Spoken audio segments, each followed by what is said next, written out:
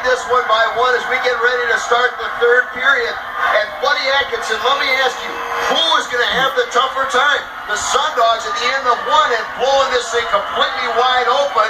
The Nevada Hot Dice come up and take the lead at the end of two. Who's going to have a tough time getting back into their game? I'm going to tell you what I really think, and it's going to be a game here that goes back and forth continually. I don't think it's going to be one person just dominating. I think it's going to come back and forth, back and forth.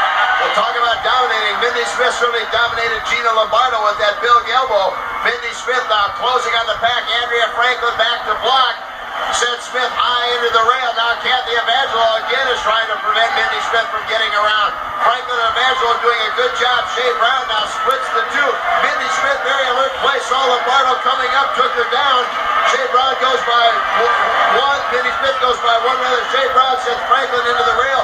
Mindy Smith is able to get by two of the Florida Sundogs. The rest of the pack doing a good job. You see Denise Loden preventing her from getting any more points.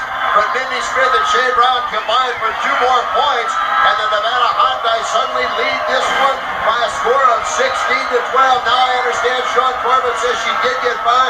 The third Sundog credit Mindy Smith with 3 big points on that jam. Well, Mindy Smith did exactly what Buddy Atkinson Jr. said. She drew first blood here in this battle. But both teams are well rested, are very healthy. And we saw in the first period, Ken, the women sent out a multitude of jammers on both teams. So we got a lot of big guns left in the arsenal for both teams in the third period. Kathy Evangelo out jamming along with Suzanne Chalene. And for the Nevada Hot Dice as they come around, this looks like it's Mandy Osborne, number 37, and she avoids the rail. Suzanne Chalene goes down, gets tied up in the rail, and now it's Kathy Evangelo closing on the pack. You see Denise Loden rotated back at the end of the pack to try and help her jammer, because Florida certainly needs some points. Shea Brown now goes back at Denise Loden with a reverse whip. Evangelo goes right underneath Shea Brown. Now she goes by Mindy Smith, setting her sights on McEwen and Katie Cooper. Not quite able to get by Vicki McEwen, but still a great jam as Andrea Franklin congratulates Kathy Evangelo, who puts 2 points up on the scoreboard for the Florida Sundogs. And Denise Loden, fresh off that engagement acceptance to Sean Atkinson, gives the big whip to Kathy Evangelo. But kid, I gotta wonder where the heck defense went today. I guess these Sundogs and these Hot Dice must have checked their blocker helmets at the door before the game, because they are putting a lot of points on the board by a lot of people. Well, we talked about it early on. Both these teams like to rely on speed. You see Andrea Franklin go way out in front of the pack, gives a whip to Denise Loden. Shea Brown chasing her, but both these teams like to rely on their speed, and we are certainly seeing an offensive show by the Sundogs and the Hot Dice. Buddy Atkinson, Shea Brown has really stepped up her game as of late. There's a lot of similarities between Shea Brown's game and Denise Loden's game. How do you see the two? I'll tell you what, there's similar backgrounds in their skating too. Both started when they were very young. The difference is that Shea Brown is a much taller girl, but the experience that Denise has is somebody to chase, and I think Shea is the person that's chasing it hard, and she's going to come around. You see Denise Loden slowing down a little bit, hoping one of her teammates would begin to rotate back, give her some help in the back of the pack.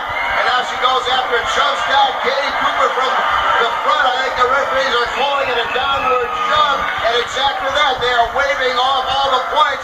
Now you see Denise Loden finally realizing it, saying, what did I do?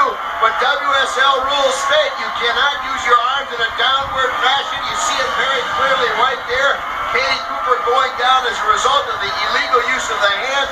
Referees smartly wave off all the points, and we are still 16-14 Nevada Hot Dice. Tough break for Denise Loden and the Sundogs.